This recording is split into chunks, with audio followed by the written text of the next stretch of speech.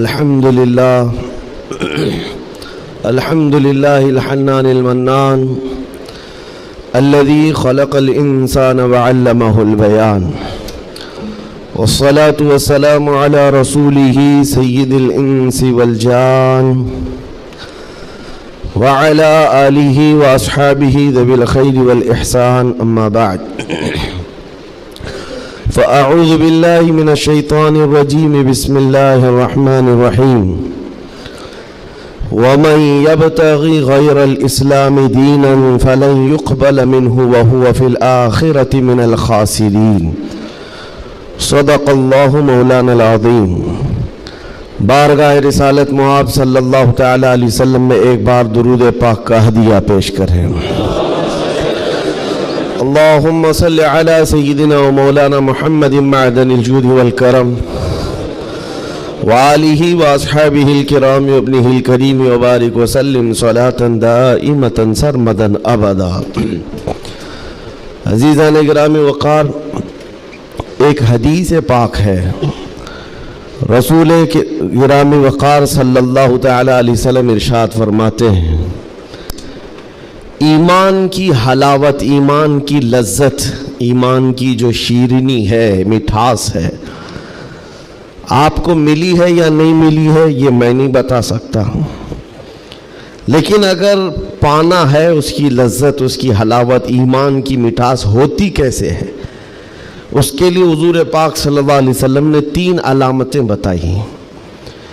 جس شخص کے اندر یہ 3 باتیں آ جائیں تو پھر وہ ایمان کی لذت محسوس کر سکتا ہے، ایمان کی مٹھاس اسے مل سکتی ہے. ایمان جو ہے صرف داڑھی ٹوپی کا نام نہیں ہے، جبہ کرتے کا نام نہیں ہے.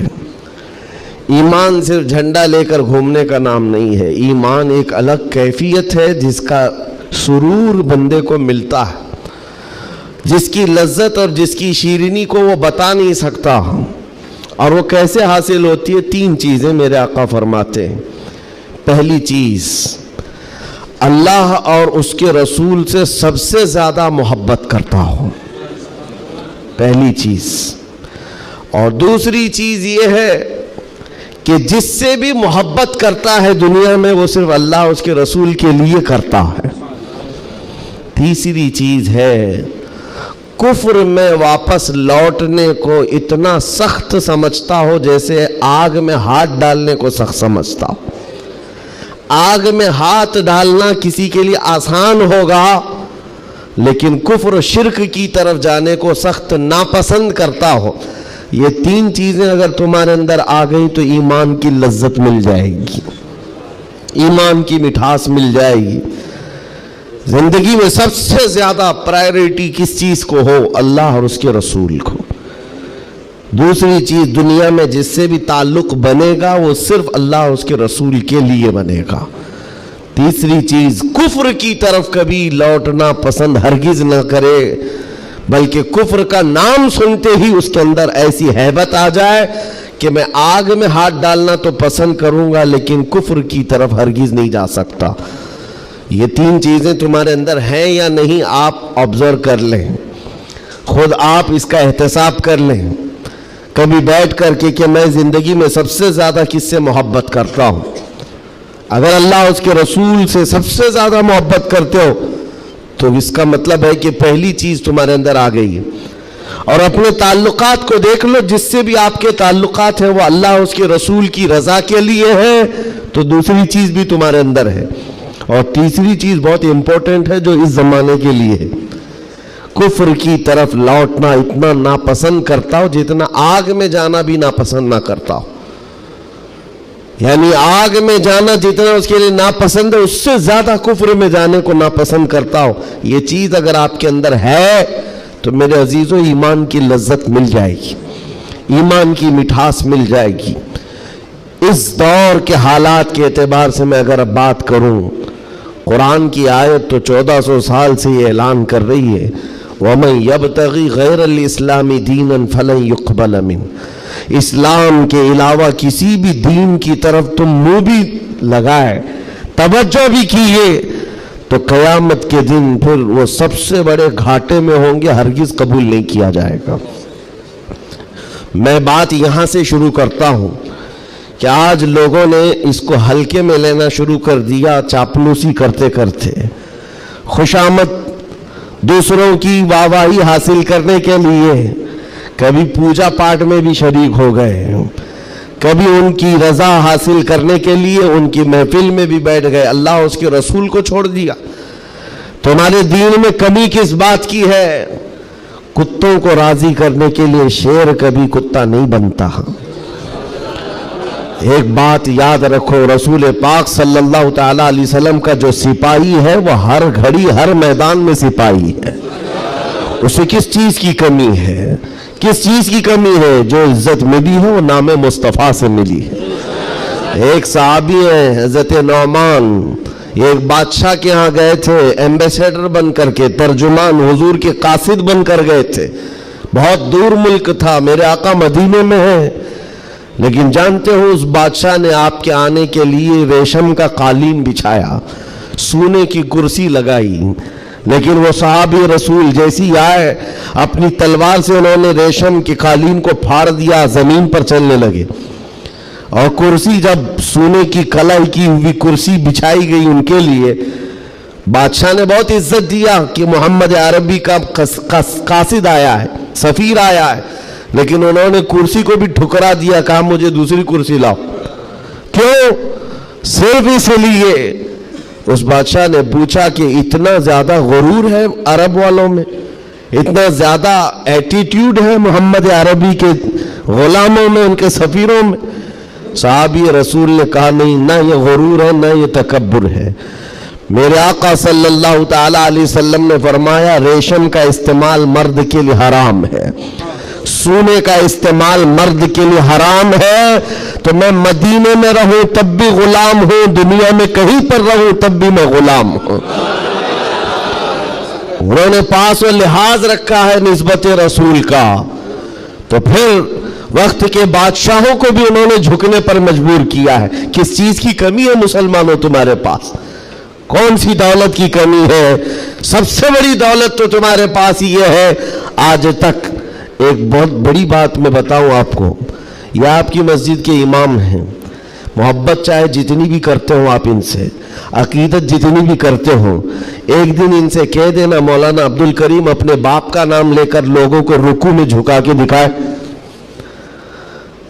لوگوں کو اللہ اکبر کہنے کی بجائے اپنے باپ کا نام یا بادشاہ کا نام لے کر سجدے میں جھکا کر کے دکھائے۔ کوئی جھک سکتا ہے؟ ارے بادشاہ وقت بھی یہاں آ کر کھڑا ہو جائے اور کہے میرے نام سے جھک جاؤ، مجال ہے کوئی ایک بھی پیشانی جھکے گی؟ نہیں جھکے گی۔ ہاں اگر ایک کمزور کسان کا بچہ بھی حافظ قرآن ہو اور آ کر مصلی پر صرف اللہ کا نام لے، سب کی پیشانیاں جھکتی۔ یہ خاصہ ہے اس قوم کا کہ اس قوم کو اگر جھکایا جا سکتا ہے تو صرف اللہ کے نام پر، باقی کسی کے نام پر یہ پیشانی نہیں جھکتی ہے۔ اور آپ کو پتا ہے آج کے دور کا یہ بھارت تو چھوٹا ہے، اکھنڈ بھارت جس پر اکبر بادشاہ راج کرتا تھا، جس میں افغانستان تک کی سیمائیں آتی تھی، اس دور میں ڈکٹیٹر رول ہے، کوئی الیکشن والا بادشاہ نہیں ہے۔ 40 سال تک بیٹھا ہوا بادشاہ جب نیا دین لے کر کے آیا، اور اس کا نام بھی اکبر تھا، نمازیں بھی اس نے اس طرح بنائی کہ بادشاہ کے نام پر رکوع ہوگا، سجدہ ہوگا۔ میرے عزیزو، ایسا تمکنت اور ایسے جلال والا بادشاہ، لاکھوں کی فوج ہے اس کے پاس، بڑے بڑے راجے مہاراجے آنکھ نہیں ملا سکتے تھے، لیکن جب اس نے یہ کہا کہ عبادت میں بادشاہ کے نام پر جھکنا ہوگا، صرف 25 سال کی عمر کا مجدد الفسانی کھڑا ہو گیا، کہا نہیں یہ پیشانی جھکے گی تو صرف اللہ کے نام پر۔ حد ہو گئی میرے عزیزو، بادشاہ وقت جس کے پاس سارا جبر طاقت ہے نہیں جھکا سکا، اور جھکانے کے لیے اس نے ایک بار کیا کیا، دربار میں اتنا چھوٹا سا دروازہ بنایا کہ آنے والا جھک کر کے ہی آئے، جو بھی دربار میں آئے وہ جھک کر، سیدھا آ نہیں سکتا تھا، اتنی چوکھٹ چھوٹی بنا دی۔ مجدد صاحب رحمت اللہ تعالی علیہ کو بلایا گیا تھا دربار میں کہ یوں تو یہ جھکتا نہیں، لیکن دربار میں آنا ہے تو کیسے آئے گا؟ जब वो करीब पहुंचे देखा कि इतनी छोटी चौखट बनी हुई है और यहां जाने के लिए रुकू की हालत में जाना पड़ता है। वो अल्लाह रब्बुल इज्जत का ऐसा बंदा, रसूल पाक का सिपाही, अपने दीन का मुहाफिज, देखता है जाना है ठीक है जाएंगे, लेकिन जिस वक्त दाखिल होना था वो न झुके, न ही रुकू किया, न ही पेशानी झुकाई, पहले पैर अंदर डाल दिया, पैर अंदर डाल दिया।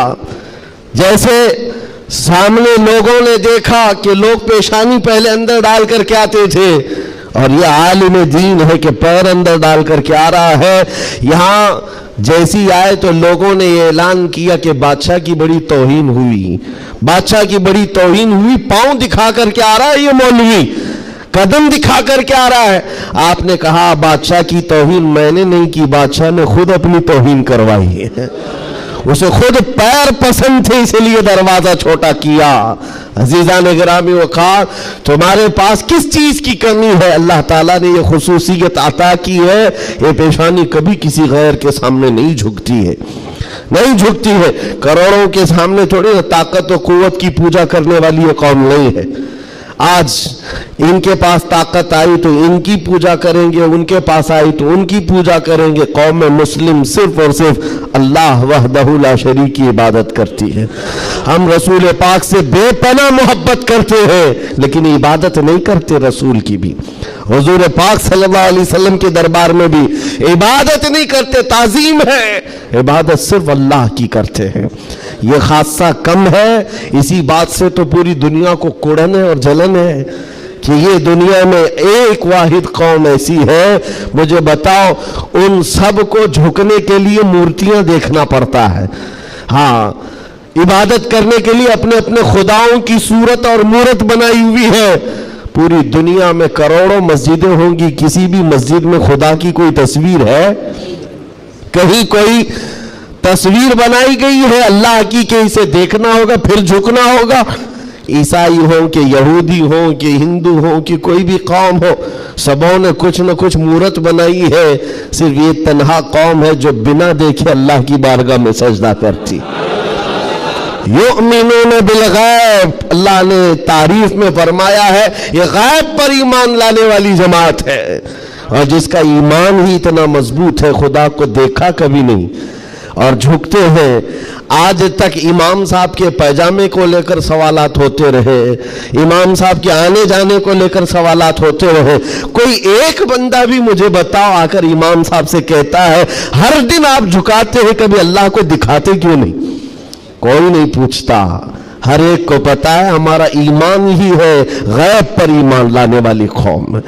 अज़ीज़ान गिरामी वक़ार, अब मैं आगे बात करता हूँ। जब इतनी खुसूसियात तुम्हारे पास है तो फिर अगर चेहरा किसी और की तरफ जाए तो मैं समझता हूँ दुनिया का बदतरीन आदमी है, बदनसीब आदमी है, जिसको अल्लाह ने सबसे बड़ी नेमत दी थी और वो ठुकरा करके दूसरों की झोली में चला गया। इसीलिए कुरान कहता है वमन यब्तगी गैरल इस्लामी दीनन फलन युक़बल मिन, जो इस्लाम के अलावा किसी दूसरे दीन की तरफ फिर गया, क़यामत के दिन हरगिज उसे कबूल नहीं किया जाएगा। वहुवा फिल आखिरति मिनल खासिरीन, वो आखिरत में बहुत बड़े घाटे में होगा। मैं एक मिसाल देता हूँ आपको। एक जो घटना घटी है, एक हादसा, मक्का मुकर्रमा का एक हादसा जो लिखा हुआ है किताबों में। कब्रिस्तान में एक, वहां पर जब किसी का इंतकाल हुआ, एक साहब है, वो हाजी हैं, वो कहते हैं कि जब कब्रिस्तान में हम गए तो दफन करने के लिए कब्र में, कब्रिस्तान की सारी चीजें भरी हुई थी, तो लोगों ने एक कब्र बताई। एक हाजी साहब का इंतकाल हुआ था, कहा कि इनको इसी कब्र में दफन करना है। लोगों ने कहा यहाँ एक आलिम दीन की कब्र है। अब मक्का मुकर्रमा के कब्र ऐसे हैं कि 6 महीने साल भर के बाद खुल जाते हैं, और मुंबई वालों को समझाने के लिए आसान भी है कि यहाँ पे भी खोल दी जाती हैं, जगह की किल्लत है। तो जब दफन करने के लिए उस आलिम दीन की कब्र खोली गई तो वहां वो आलिम दीन नहीं है, वो एक जवान लड़की सोई हुई है, एक नौजवान लड़की है। तो जो जनाजे में आए हुए थे उनमें एक हाजी ने कहा میں تو اس لڑکی کو پہچانتا ہوں، یہ عرب کی نہیں، یہ مکہ کی نہیں، یہ فرانس کی رہنے والی اور کرسچن لڑکی ہے، یہ عیسائی لڑکی ہے۔ کہا یہ کیسے ہو سکتا ہے، ناممکن ہے۔ گھر سارے لوگوں کو جو خبر تھی وہ ایک اچھے عالم دین کی خبر تھی، یہاں ایک دوسری لڑکی کیسے دفن ہے؟ تو یہ ہنگامہ ہوا، بات پھیل گئی۔ اس کے بعد تحقیق کرنے لگے، جو علماء تک بات گئی تو علماء نے کہا کہ اگر یہ جو بندہ کہہ رہا ہے کہ یہ فرانس کی رہنے والی، یورپ کی رہنے والی لڑکی یہاں پر ہے، تو معلوم کرتے ہیں کہ وہاں حقیقت میں یہ لڑکی، اس کی شکل، تو کچھ لوگ ایک وفد کی شکل میں یورپ گئے ہیں اس حاجی صاحب کے ساتھ، جنہوں نے یہ پتہ بتایا تھا یہ لڑکی کو میں جانتا ہوں۔ جا کر کے اس کے گھر معلوم کیا کہ کیا تمہارے گھر میں فلاں فلاں شکل کی یہ لڑکی تھی؟ کہا ہاں، انتقال ہوا تھا، چند ہی مہینے ہوئے انتقال ہوا ہے۔ کہا کیا کیا تم نے؟ کہا ہم عیسائی رسم و رواج کے اعتبار سے اپنے قبرستان میں دفن کیا ہے، ہم کرسچن ہیں، عیسائی رسم و رواج سے ہم نے دفن کیا۔ تو جو گیا تھا وفد، اس نے پوچھا کہ کچھ اس کی عجیب چیزیں تھی؟ تو لوگوں نے کہا کہ ہاں ایک چیز تھی، ہمیں اندازہ ہو گیا تھا کہ وہ اسلام لا چکی تھی، ہم نے اس کو مارا توڑا، بہت کچھ کیا ہے۔ تو پھر یہ بات خبر پھیلی اس لڑکی کے اسلام لانے کی، تو مقامی علماء کو پوچھا گیا۔ ایک عالم دین نے کہا ہاں وہ لڑکی دل و جان سے اسلام کو قبول کرتی تھی اور پیارے حبیب صلی اللہ علیہ وسلم سے بے پناہ محبت کرتی تھی، اور گھر والوں کے ظلم و ستم کو سہ نہ سکی، جان دے گئی اور مر گئی۔ لیکن ہم مجبور تھے، گھر والوں سے ہم کچھ نہیں کر سکتے تھے۔ لیکن اس لڑکی نے ایک مرتبہ کہا تھا کہ میرے مرنے کے بعد میرے آخری رسم و رواج اسلام کے مطابق ہو، ہم نہیں کر سکے کیونکہ خفیہ طور پر وہ مسلمان تھی، ہم ایکشن نہیں لے سکتے تھے، اور ہمیں اس بات کا افسوس ہے کہ اسے عیسائی قبرستان میں دفن کر دیا گیا۔ سنو حیرت کی بات ہے، لوگ ایک بہت عجیب اچنبے میں پڑتے جا رہے ہیں، نئی نئی باتیں کھلتی جا رہی۔ تو اس کے بعد یہ فیصلہ ہوا کہ آئے ہوئے وفد نے اور گھر والوں کو اطلاع دے کر کے کہ ہم چلتے ہیں جس قبرستان میں آپ نے اپنی بیٹی کو دفن کیا ہے، ہم جا کر کے دیکھنا چاہتے ہیں وہاں۔ ہاں، تو عیسائی قبرستان میں بڑی مشکل سے انہوں نے کہا کہ ٹھیک ہے۔ قبر کھولی گئی تو وہاں وہ عالم دین سویا ہوا جس کو مکہ میں دفن کیا گیا تھا۔ اب حیرت کی انتہا اور ہو گئی، اس کا اس عیسائی قبرستان میں کیا لینا دینا، یہ آیا کیسے، یہاں پہنچا کیسے؟ میرے عزیزو، یہ بات اگر لکھی ہوئی نہ ہوتی تو میں کبھی نہیں کہتا۔ اور جب اور حیرت بڑھ گئی، وہ وفد علماء کا واپس آیا، کہا کہ اس راز کو ہم معلوم کرتے ہیں اس عالم کے گھر سے ہی۔ ایک بات تو سمجھ میں آ گئی کہ لڑکی مسلمان ہو گئی تھی اور اسلام سے بے پناہ محبت تھی، اللہ کا کرم ہوا، ہو سکتا ہے اسے کفرستان سے نکال کر مولا تعالی ایمان والوں کے بیچ میں، اولیاء اور صحابہ کے بیچ میں دفن کر دیا، فرشتوں نے اس کو منتقل کر دیا، یہ ممکن ہے، یہ ممکن ہے۔ لیکن اس کے ساتھ کیا ہوا ہے، یہ مسلمانوں کے قبرستان سے کرسچن اور عیسائیوں میں کیسے آ گیا؟ گئے واپس جانے کے بعد بہت قابل توجہ بات کر رہا ہوں، اور اس زمانے کی بہت ہی امپورٹنٹ چیز آپ کو میں بتا رہا ہوں، دل دہلا دینے والی چیز ہے۔ واپس آنے کے بعد اس عالم کے گھر گئے لوگ، اس کی بیوی موجود تھی جو بیوہ تھی، جا کر پوچھا کہ تیرے شوہر کے بارے میں ہمیں کچھ معلومات حاصل کرنی ہے۔ اس نے کہا بتائیے کیا ہے؟ کہا کہ کیسا تھا وہ؟ کہا اس کے اخلاق بہت اچھے تھے، اور نمازوں کی، کہا ایک نماز بھی قضا نہیں کرتا تھا، پابند تھا، لین دین میں سب چیزوں میں اچھا تھا۔ پھر بچا کیا؟ بیوی ساری چیزیں اچھی بتا رہی، مسلمان ہے۔ بیوی نے گھبرا کر پوچھا آخر اس کے بارے میں اتنی تحقیق کیوں کر رہے ہیں، آپ بتا سکتے؟ تو علماء نے کہا کہ بتانے کے لائق نہیں ہے، لیکن سن لو، تمہارا شوہر مکہ کے قبرستان میں نہیں ہے، عیسائیوں کے قبرستان میں ملا، اس کی قبر میں وہ موجود نہیں۔ وہ دھاڑے مار کر رونے لگی کہ ہائے کیا ہو گیا میرے شوہر کے ساتھ، وہ عیسائیوں کے قبرستان میں کیسے پہنچ گیا۔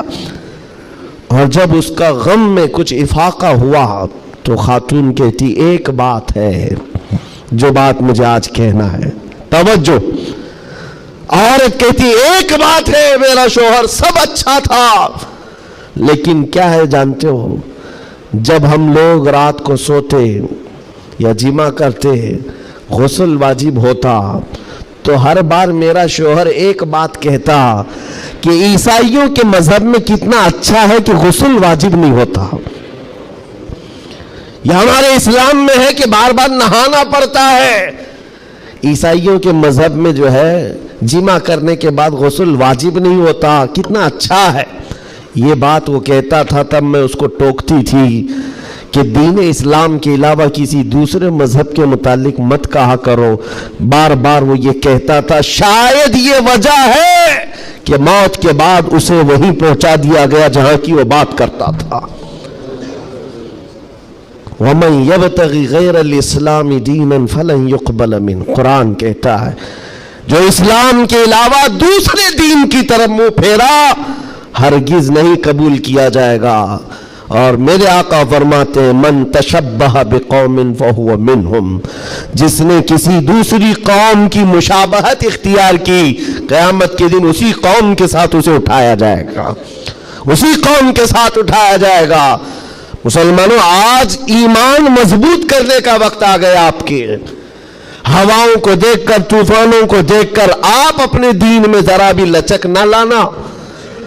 کلمہ طیبہ پر اگر حملے ہونے لگے تو کیا تم اپنا کلمہ بدل لو گے؟ اذان سے اگر کسی کو نفرت ہونے لگی تو کیا اذان کی کلمے بدل لو گے؟ یہ دنیا اگر تم بدلنے لگ گئے تو اتنا بدلے گی کہ انسان کی بجائے کتا بنا کر رکھ دے، تب بھی وہ راضی نہیں ہوں گے، تب بھی وہ راضی نہیں ہوں گے۔ ہم نے دیکھا ہے ان لوگوں کو جو آج بھی دھوتیاں اٹھا کر کے چلتے ہیں، جوتیاں اٹھا کر کے چلتے ہیں، ان کی حیثیت کیا ہے آج؟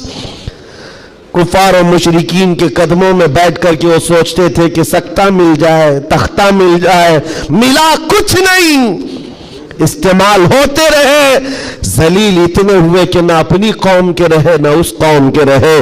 کاش ایک بار میرے مصطفیٰ کا وفادار بن کر دیکھتا، ایک بار بن کر کے دیکھتا، پھر عزتیں کیا ہے، اللہ اکبر، جب تک بکے نہ تھے تو کوئی پوچھتا نہ تھا، یا رسول اللہ تم نے خرید کر ہمیں انمول کر دیا ہے۔ حضور کے قدموں میں جو عزت ہے وہ کہیں نہیں مل سکتی۔ تخت کے لیے، سکتے کے لیے جو لوگ اپنا مشن بھول گئے، اپنا دین بھول گئے، اپنا ضمیر بیچ لیے، میرے عزیزوں بہت بڑے گھاٹے میں ہیں، بہت بڑے گھاٹے میں ہیں۔ زندگی میں ایک بات یاد رکھو، اسی لیے میں نے اسی حدیث سے یہ بات شروع کی۔ اللہ کے نبی فرماتے ہیں کفر کی طرف پلٹنے کو اتنا ناپسند کرتا ہو جتنا آگ میں ہاتھ ڈالنے کو ناپسند کرتا ہو، آگ میں ہاتھ ڈالنے کو ناپسند کرتا ہو، اتنا سخت و ناپسند کرتا ہو، تب جا کر کے اس کو ایمان کی لذت ملے گی، ایمان کی حلاوت ملے گی۔ آج اپنے بچوں کو بھی یہ نصیحت کرو، کفر کی آندھیاں چلی ہوئی ہیں، تمہارے بچوں کو اسکولوں میں کب کافر بنا دیا جاتا ہے پتہ ہی نہیں چلتا، کب تمہیں کون سے بھجن سکھائے جائیں، کون سے گیت سنائے جائیں جس کی وجہ سے بندہ کافر بن جاتا ہے، اسلام سے اس کا تعلق ہی ختم ہو جاتا ہے۔ اپنے بچوں کو اس بات کی تو تلقین کر کے جاؤ، بیٹا ہر چیز قربان کی جا سکتی ہے لیکن ایمان کا سودا نہیں ہوتا، ایمان کا سودا نہیں ہوتا۔ ایمان یہ اللہ تعالیٰ کی طرف سے دی ہوئی ایسی بڑی نعمت ہے، کروڑوں ہیں دنیا میں مگر مولا نے تمہیں چنا ہے دین اسلام کے لیے، اور اس میں بھی مسلمانوں میں بھی اللہ کا کتنا بڑا احسان ہے، ہزاروں فرقے ہیں لیکن عاشقوں میں تمہیں چنا گیا ہے۔ ہاں، حضور کی محبت کرنے والے سپاہیوں میں تمہارا نام آتا ہے۔ اپنے تو اپنے غیر بھی آج کہتے ہیں کہ سب سے زیادہ اپنے نبی کو پکارنے والی کوئی قوم ہے تو اہل سنت و جماعت ہے۔ کیوں نہیں ہے؟ کہاں سے یہ نعرے لگتے ہیں لبیک یا رسول اللہ؟ وہ گوفے سے نہیں نکلتے اور وہ چندہ خور مولویوں سے نہیں نکلتے جو انگریزوں کے پالے ہوئے ہیں. یہ نعرے لگتے ہیں تو بریلی کے تاجدار کے قدموں سے ہیں. جو وابستہ ہے عاشقوں کی جماعت ہے وہی سے. دنیا کو یہ اچھی طرح سے معلوم ہے اپنے نبی سے سب سے زیادہ وابستہ کوئی قوم ہے اس روئے زمین پر تو اہل سنت و جماعت ہے. اہل سنت و جماعت ہے. اس چیز کا سودا کبھی ہونے مت دینا ہے میرے عزیزو. اس چیز کا سودا ہونے مت دینا. لوگ یہ کہتے ہیں سیکولر بن کر کے جینا چاہیے، یہ بھی اچھا وہ بھی اچھا.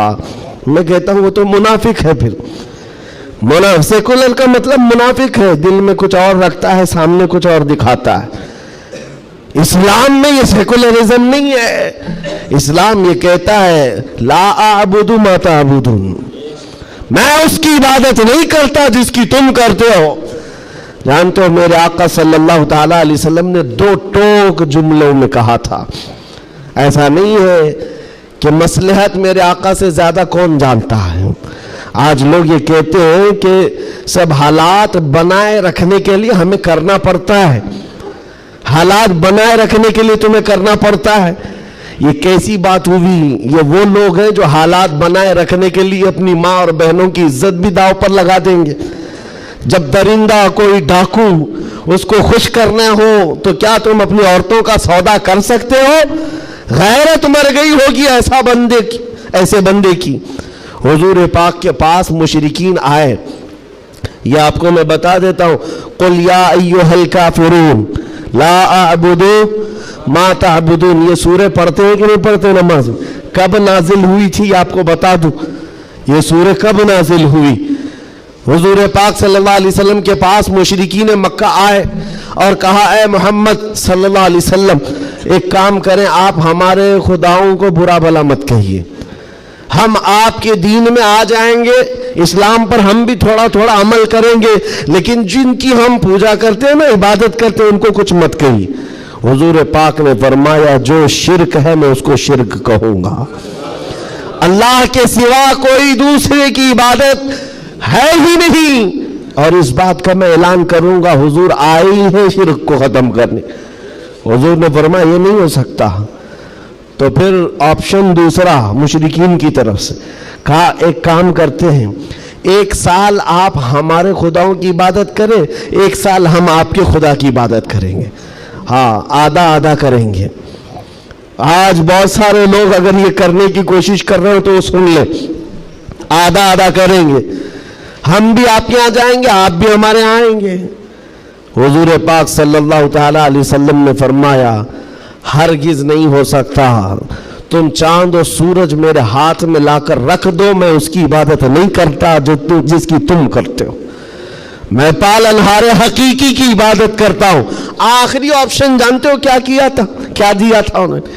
مشرکین نے کہا چلو محمد صلی اللہ علیہ وسلم آپ یہ بھی نہیں مانتے وہ بھی نہیں مانتے تو کم سے کم اتنا کرو کہ صرف اور صرف ہمارے خداؤں پر ایک بار ہاتھ رکھ دو، بس چھو کر کے چلے جاؤ. نبی پاک صلی اللہ علیہ وسلم سے صرف اتنا تقاضا تھا ان کا کہ آپ ہاتھ لگا کر چلے جائیں. یہاں تو سر جھکانے والے بھی موجود ہیں. ہاتھ لگا کر چلے جائیں. نبی پاک صلی اللہ علیہ وسلم جلال میں کہا ہاتھ لگانے کی بات، بلکہ میں تو نظر بھی اٹھا کر نہ دیکھوں، نظر بھی اٹھا کر نہ دیکھوں. تب اللہ تعالیٰ نے پوری سورہ نازل فرمائے قل یا ایھا الکافرون لا اعبد ما تعبدون. اے محبوب آپ فرما دے اے کافروں میں اس کی عبادت نہیں کرتا جس کی تم عبادت کرتے ہو. یہ 2 ٹوک جملوں میں کہا گیا ہے. اور حالات ایسے بھی ہوئے میرے عزیزوں. چمتکار کو لوگ آج کہتے ہیں نا جو بھی چمتکار ہوگا اس کی پوجا ہوتی ہے، عجیب و غریب چیز دکھے تو لوگ اس کو ایک افواہ کے شکل میں ایسا بناتے ہیں جیسے اس کا عقیدہ بن جائے. حضور پاک صلی اللہ تعالیٰ علیہ وسلم کے زمانے میں صحابہ کو رجھانے کے لیے کیا کیا نہیں کیا گیا مکہ مکرمہ میں. یہ حالات آئیں گے اس لیے مجھے یہ گفتگو کرنی پڑ رہی ہے تاکہ تم اپنے ایمان پر مضبوط رہو. ایمان نہیں تو کچھ بھی نہیں ہے. تمہارے دوسرے گناہ تو معاف کر دیے جائیں گے، کفر و شرک ہرگز نہیں معاف ہوتا. इन्नल्लाह ला यग़फ़िरु अन युश्रक बिही व यग़फ़िरु मा दून ज़ालिका लिमन यशा। रब ताला फरमाता है शिर्क को अल्लाह हरगिज माफ नहीं करेगा, उसके अलावा जो भी है अल्लाह माफ फरमाएगा। ईमान जरूरी है। सहाबा का ईमान खत्म करने के लिए क्या किया गया? इत्तेफाक ऐसा हुआ कि मक्का में एक भगवान बोलने लग गया। हाँ, पत्थर की मूर्त थी और पुजारी बैठा हुआ था। अचानक पत्थर जो है बात करने लग गया और बात कर रहा है। जाहिर सी बात है, ये अजीब और गरीब चीज है ना, ये उस दौर में है। हाँ, उस दौर में मिट्टी से बनाए हुए उनके माबूद नहीं होते थे, वो पत्थर को तराश करके बनाते थे। और मैं कह रहा हूं हकीकत में बोल रहा था, ऐसे नहीं है कि इधर से दूध पिला रहे हो उधर से पानी निकल रहा हो, वो वाला सिस्टम नहीं है, बल्कि हकीकत में पत्थर बात कर रहा था तब। और बात कर भी क्या रहा है? हुजूर पाक सल्लल्लाहु ताला अलैहि वसल्लम को झूठा कह रहा है। नौजुबिल्लाह, मुआज़ल्लाहि रब्बिल आलमीन। हुजूर की शान में गुस्ताखी कर रहा पत्थर।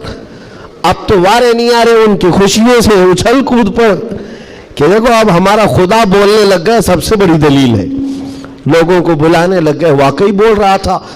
लोग चमत्कार देखते हैं तो सर झुका लेते हैं, अरे हकीकत है, पत्थर बोल रहा है, पत्थर बोल रहा है। सब आए, जमा होने लगे। मक्का का एक बड़ा जम्मे गफीर था, तो सहाबा को भी बुलाया गया। देखो आओ, हमारे खुदाओं को झुठलाते हो, बात कर रहा है खुदा, और तुम जिस नबी की बात करते हो उस नबी को झुठला रहा है। ये हकीकत में खुदा है। तुम कहते थे ना कुछ नहीं कर सकता, बोल रहा है। सहाबा गए, अब इनके पास क्या थी? सहाबा देखकर आए हुजूर की बारगाह में, कहा या रसूल अल्लाह सल्लल्लाहु अलैहि वसल्लम, गजब हो गया, उनका खुदा तो बोल रहा है। हुजूर ने उस पर कोई ज्यादा रिएक्शन नहीं दिया। कहा क्या बोल रहा है? कहा या रसूल अल्लाह, सुनने के लायक नहीं, आपकी शान में गुस्ताखियां कह रहा है, जुमले बक रहा है। कहा कौन? पत्थर। हुजूर ने फरमाया हाँ। हुजूर ने पूछा पत्थर? साहबा ने कहा हाँ या रसूल अल्लाह। हुजूर ने फरमाया चलो हम भी सुनते हैं, हम भी चलते हैं, जाकर देखेंगे। नबी पाक सल्लल्लाहु ताला अलैहि वसल्लम तशरीफ लाए सहाबा के साथ। सहाबा इकराम रिज़वानुल्लाह ताला अलैहिम अजमईन भी साथ में है। जब नबी करीम सल्लल्लाहु ताला अलैहि वसल्लम वहां करीब पहुंचे तो वो जो बुत बोल रहा था, बाद में कर ले सकते हैं ना,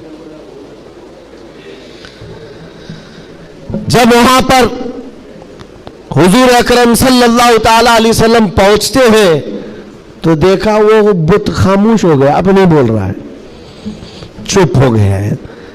हुजूर आते हैं, पुजारी से पूछते हैं, बहुत ऐलान कर रहे थे, कहाँ है, क्या बोल रहा था? कहा बोल तो रहा था, सुबह से बोल रहा था, अभी चुप हो गया।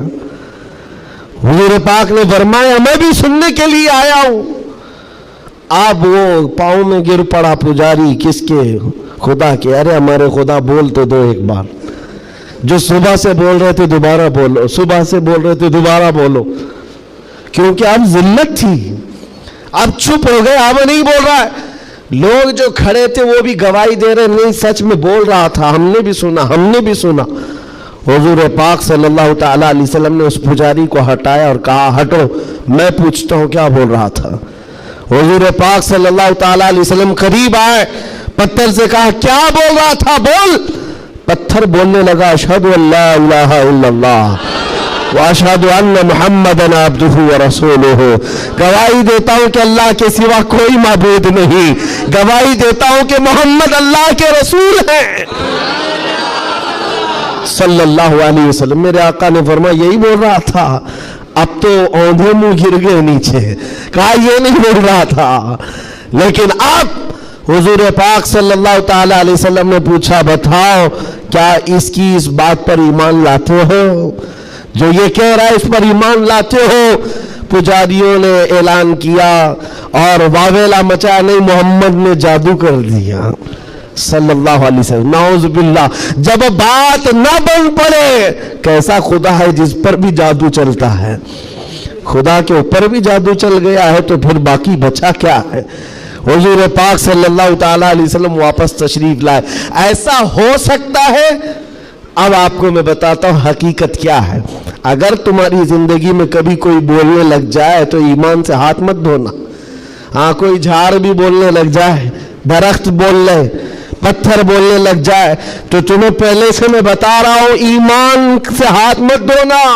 ہو سکتا ہے یہ چیزیں اب تو کرنٹ کا زمانہ ہے, بیٹری لگا کر کے کچھ بھی بولا جائے, لیکن اس دور کی بات کر رہا ہوں جب کوئی بیٹری اور سیل نہیں تھی. اب تو گڈی گڑیا بھی بولتی ہیں. اس دور میں کیا ہوا کیا تھا, پتھر بولا کیسے. نبی پاک صلی اللہ تعالی علیہ وسلم واپس تشریف لے جا رہے تھے, بیچ راستے میں میرے آقا کھڑے ہو گئے. ایک صاحب آئے جنگل کی طرف سے, ان کے ہاتھوں میں تلوار تھی, خون تھا. نبی پاک صلی اللہ علیہ وسلم ان سے گفتگو کرتے رہے, پھر وہ اچانک غائب ہو گئے. پوچھا صحابہ نے کون تھے؟ حضور فرماتے ہیں وہ جنات میں سے میرے ایک صحابی ہیں, جنات میں ایمان لائے ہوئے. حضور سے پوچھا صحابہ نے کیا معاملہ ہے؟ کہا اس میرے صحابی نے خبر دی کہ ایک مشرک اور کافر جن تھا جو پتھر میں جا کر کے بول رہا تھا, پتھر میں جا کر وہ بول رہا تھا, جن کی آواز تھی, اور کافروں کو لبھا رہا تھا, آپ کے خلاف بول رہا تھا. اور ہمیں یہ خبر ملی, ہم اپنے محلے میں بیٹھے تھے, جنات کے بھی محلے ہیں, آبادیاں ہیں, سب ہیں. وہ جن صحابی کہتے مجھے خبر ملی کہ ایک گستاخ, ایک کافر پتھر میں گھس کر آپ کے خلاف بول رہا ہے. اسی وقت میں تلوار لے کر کے نکلا, اور جس وقت آیا تو اتفاق تھا کہ آپ بھی وہاں پر تشریف لائے ہوئے تھے. میں آپ کے آنے سے پہلے اس کا قتل کر چکا تھا, اور جب آپ نے فرمایا پتھر کو بول, کیا بول رہا تھا, تب میں نے کہا تھا اشہد ان لا الہ الا اللہ.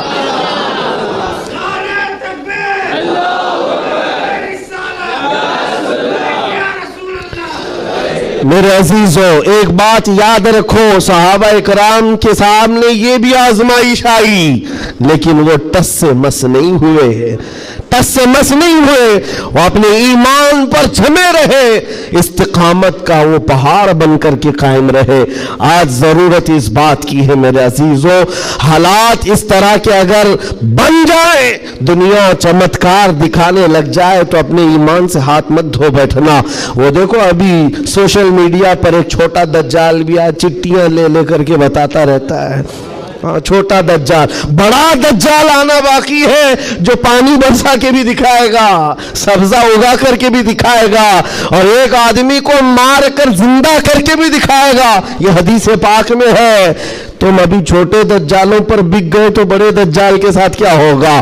اس لیے آج جمے رہو.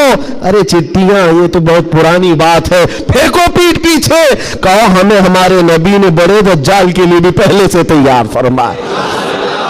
ہم ایمان رکھتے ہیں اللہ کی ذات پر, ہم ایمان رکھتے ہیں اللہ کی ذات پر کہ وہ موت و حیات کا مالک صرف رب ذوالجلال ہے. میرے عزیزوں یہ حالات پر میں نے صرف اس لیے بات کی کہ آپ قیامت کے قریب جو ہونے والا ہے, حضور فرماتے ہیں ویل للعرب من شر قد اقترب. حضور پاک فرماتے ہیں عربوں کے لیے تباہی ہے کہ ان قریب وہ ایک ایسی برائی کی طرف جائیں گے جو ان کو جہنم میں لے جائے گی, عربوں کے لیے. اور حضور صلی اللہ علیہ وسلم نے یہ بھی فرمایا, حدیث پاک ہے, قیامت اس وقت تک نہیں آئے گی جب تک کہ عرب کے کچھ قبیلے بت پرستی نہ کرنے لگ جائیں. عرب میں ہوگا ہی, عرب میں بت پرستی ہونے لگ جائے گی, مشرکین وہاں پیدا ہو جائیں گے. یہ حدیث میں 1400 سال پہلے میرے آقا نے فرمایا. تو تم کبھی ان کو جبے کبوں میں دیکھ کر, پوجا پاٹ کو دیکھ کر یہ مت سمجھنا اسلام فلیکسیبل ہے, اسلام میں سب کچھ ہو سکتا ہے. وہ تو آپ نشے کے اڈے بھی کھول لیں گے, اور کھول رہے ہیں. شراب پر سے پابندی ہٹا کر کے سعودی عرب میں اب شراب بیچنے پر بھی بات آ گئی. عورتوں کا حجاب ختم ہے, مشرکین کا داخلہ ممنوع تھا, لیکن اب مدینہ رسول میں بھی مشرکین کا آنا اور اس کی اجازت دے دی گئی ہے. یہ ساری قیامت کے قریب کے حالات جو حضور نے پہلے بیان فرمائے. میرے آقا نے فرمایا ہے یہ عرب اس برائی کی طرف جا رہے ہیں جو ان کو جہنم میں لے جانے والی ہے, اور قیامت سے پہلے یہ ہوگا. لیکن ان کے یہ سارے کارنامے ہمارے لیے دلیل نہیں ہے. حرم مکہ کا امام کیا کرتا ہے یہ ہمارے لیے دلیل نہیں. صدیق اکبر کیا کہتا تھا وہ ہمارے لیے دلیل ہے. فاروق اعظم کیا کہتا تھا وہ دلیل ہے. عثمان غنی اور حیدر کرار کیا کہتے تھے وہ دلیل ہے. یہ بکے ہوئے لوگ اگر منبر پر چڑھ گئے تو ان کے خد و خال دیکھ کر کے تم مت بگڑ جانا. یہاں سے حالات ایسے ہو سکتے ہیں خانہ کعبہ کے منبر پر کھڑے ہونے والا امام بھی اسرائیل کی فتح کے لیے دعا کر سکتا ہے. یہ ایمان بیچے ہوئے لوگ آ سکتے ہیں اس لیے کہ یزید کا دور بھی آیا ہے, کرامتہ کا دور بھی آیا ہے, باطل قوتوں کا دور بھی آیا ہے جب انہوں نے کعبے کی امامت کی ہے. لیکن اہل سنت و جماعت ہمیشہ اس بات پر قائم رہے ہیں ان لوگوں سے ہمارا دین نہیں چلتا, اللہ اور اس کے رسول کی حقانیت اور قرآن سے ہمارا دین چلتا. اور ایک بات آخری, اسلام اپنا دفاع خود کرتا ہے. اسلام اپنا ڈیفینس خود کرتا ہے. کفار و مشرکین کو اگر یہ لگتا ہے کہ مسلمان سوئے ہوئے اسلام کا کچھ بھی کر لیں گے, یہ ناممکن ہے, پاسبل نہیں. ہم جیسے کروڑوں بھی سو گئے تب بھی اسلام قائم رہے گا. اسلام اپنا ڈیفنس خود کرتا ہے. کیوں؟ اس لیے کہ یہ انسانوں کا بنایا ہوا دین نہیں ہے, خلاق کائنات کا دین ہے.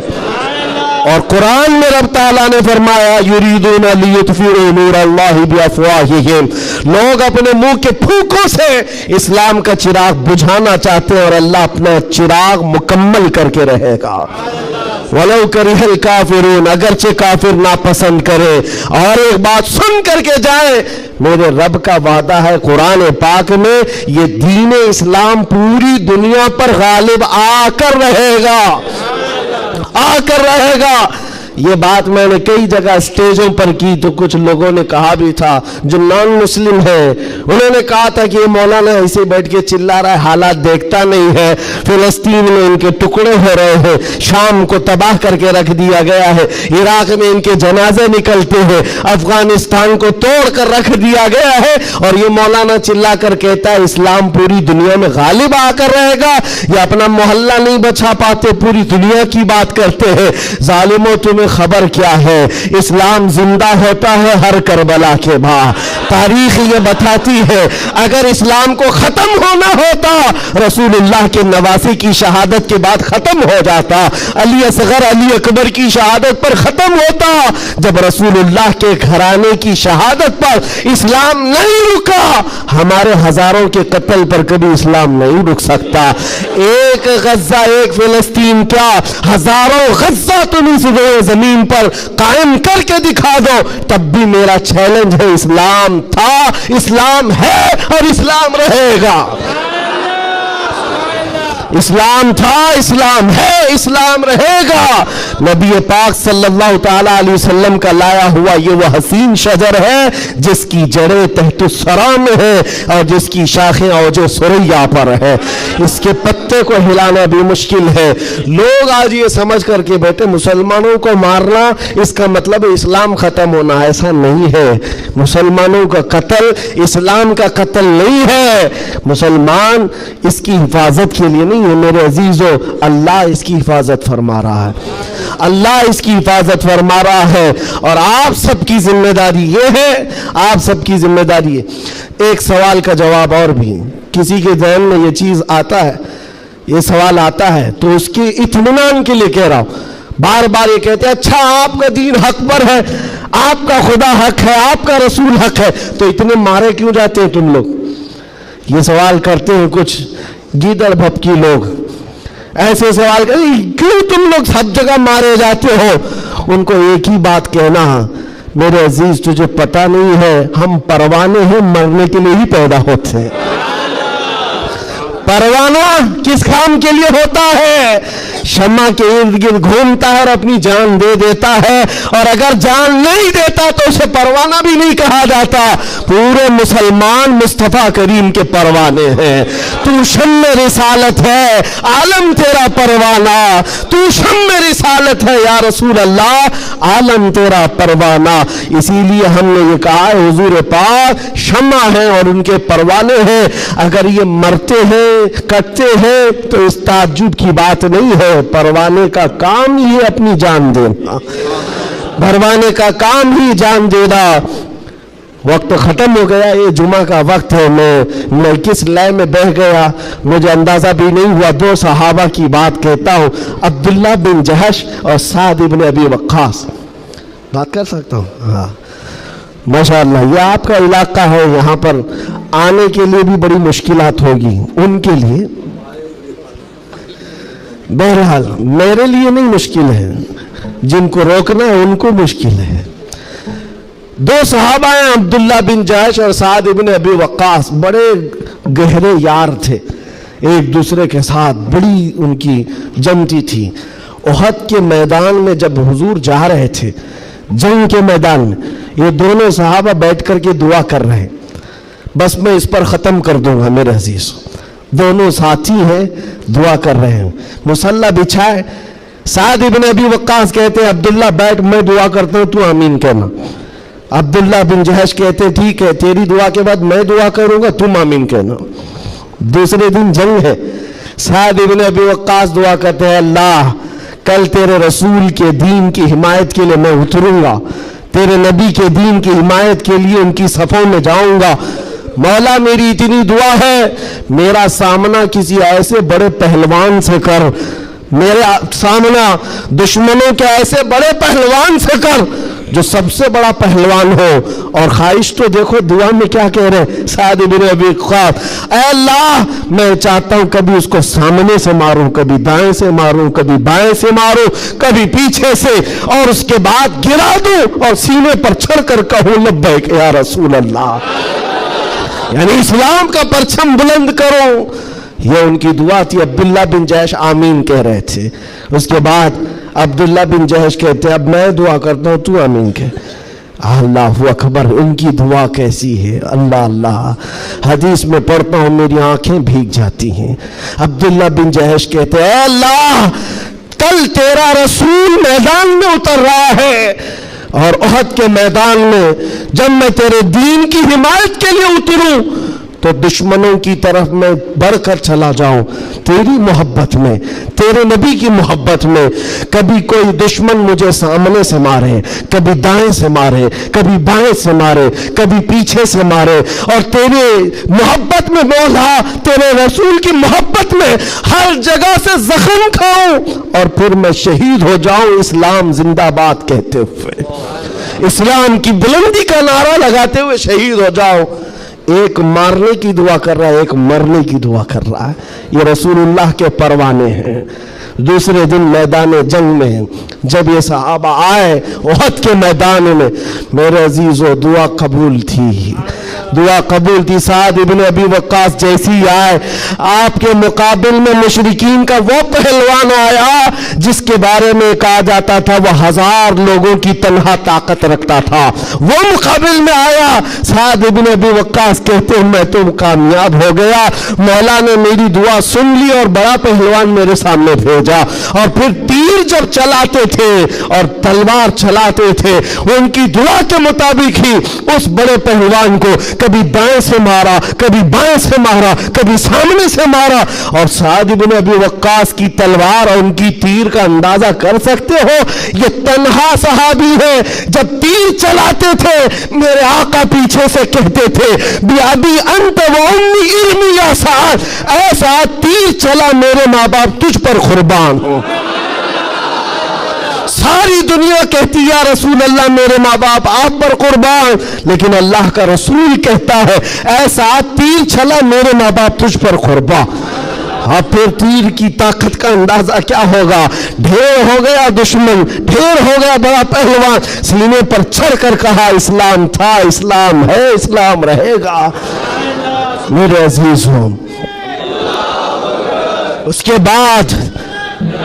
उसके बाद जब जंग का खात्मा हुआ शाम के वक्त, ये जंग शिकस्त में बदल गई थी। पहले फतह हुई, फिर शिकस्त हुई, 70 सहाबा शहीद हुए। साद इब्न अबी वक्कास वो ढूंढते रहे मेरा जिगरी यार कहाँ है, अब्दुल्ला बिन जहश कहाँ है। अपना जिगरी यार जिसके साथ उठते बैठते, जिनके साथ बैठकर लंबी बातें होती थी, ढूंढने पर निकले तो किसी ने कहा तुम्हारा जिगरी यार तो शहीद हो गया, शहीद हो गया। हजरत साद इब्न अबी वक्कास के दिल पर लगी बात, जिसका गहरा दोस्त इंतकाल कर जाए उसकी दुनिया इधर से उधर हो जाती है। साद इब्न अबी वक्कास कहते हैं मैं देखना चाहता हूं मेरे जिगरी यार को। ढूंढते हुए आए, लोगों ने कहा अब्दुल्ला बिन जहश को मानना पड़ेगा, ऐसा लड़ा कि नरगे में चला गया। साद इब्न अबी वक्कास पूछते क्या हुआ इनके साथ? लोगों ने रोते हुए कहा अब्दुल्ला बिन जहश को लोग दाएं से भी मार रहे थे, बाएं से भी मार रहे थे, सामने से भी मार रहे थे, पीछे से भी मार रहे थे, मारते मारते शहीद किया। उनके जिस्म के 80 टुकड़े कर दिए थे, 80 टुकड़े। उनके टुकड़ों को रस्सी में पिरोकर काफिरों ने हार बनाकर पहन लिया।